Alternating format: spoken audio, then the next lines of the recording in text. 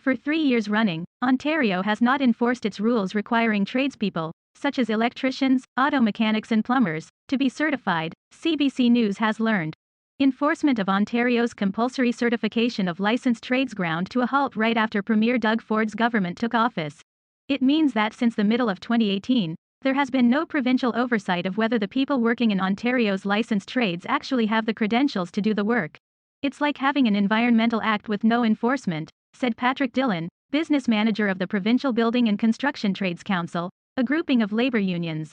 You can't have a Trades Qualification Act and compulsory licensed trades and not have enforcement, said Dillon in an interview.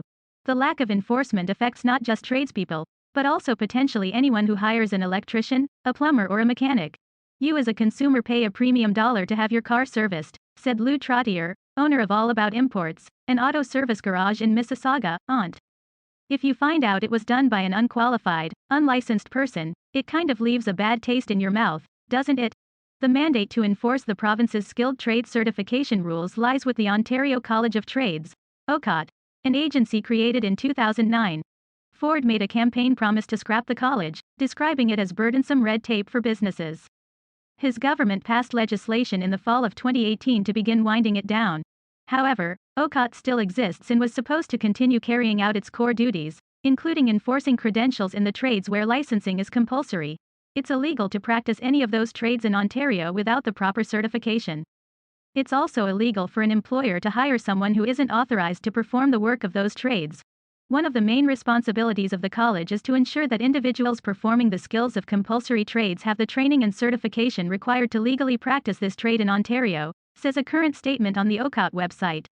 Jeff Bezos becomes latest billionaire to blast off into space. Tokyo Olympics chief won't rule out last-minute cancellation of games. Ontario care home where 81 died turned down advice on COVID-19 isolation rooms. Emails wildfire smoke causes air quality concerns across Canada. State of emergency declared in BC.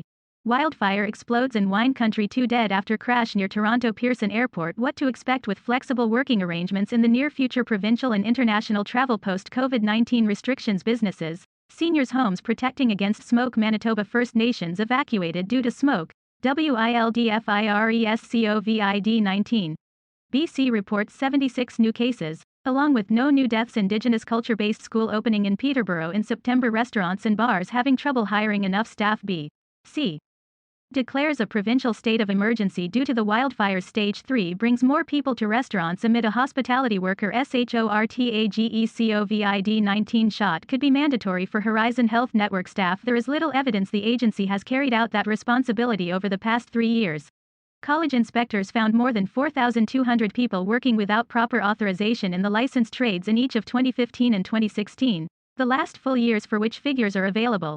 Before the Ford government was elected, college enforcement officers made thousands of visits annually to construction sites, automotive garages and body shops to validate the credentials of skilled tradespeople. Government officials admit enforcement stopped, even though the law remained in place. Since we formed government, OCOT inspectors have taken an educational role, said Ryan Wheely, acting press secretary for Monty McNaughton, the Minister of Labour, Training and Skills Development, in a statement. We heard loud and clear from workers and management that OCOT, including its enforcement, was deeply politicized and ineffective, said Wheely. The lack of enforcement over the past 3 years is a source of frustration for tradespeople who continue to pay their mandatory annual fees to remain licensed in Ontario. The $120 fee was reduced to $60 in 2019. Dillon characterizes it as a sort of legalized theft. When you're paying for something and you're not getting it, that is just a breach of the contract, he said. He acknowledges there may have previously been problems with enforcement, but argues that those problems should have been fixed rather than blowing up the college. Trottier said the lack of enforcement irritates him. I play by the rules. I'm a stickler for rules. And I would love everybody to be forced to play by the rules as well, he said. The Ford government recently announced the Ontario College of Trades will be replaced effective January 1, 2022 with a new Crown agency called Skilled Trades Ontario.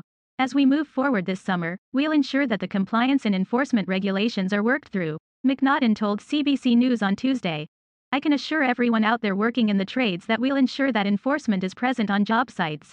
Trottier questions whether the college's enforcement of compulsory certification in the auto service sector was ever effective. I think if you ask the average technician what the Ontario College of Trades actually does for them, they'll shake their heads and go, I have no idea. Despite his sense that the lack of enforcement in the past 3 years was unfair, Trottier doesn't believe it harmed his business. All around me, there are businesses that use unqualified staff, Trottier said. I would love if the Ontario College of Trades would go in there and correct that. But at the end of the day, it doesn't necessarily impact me that much, because I only use staff who meet what my customers expect.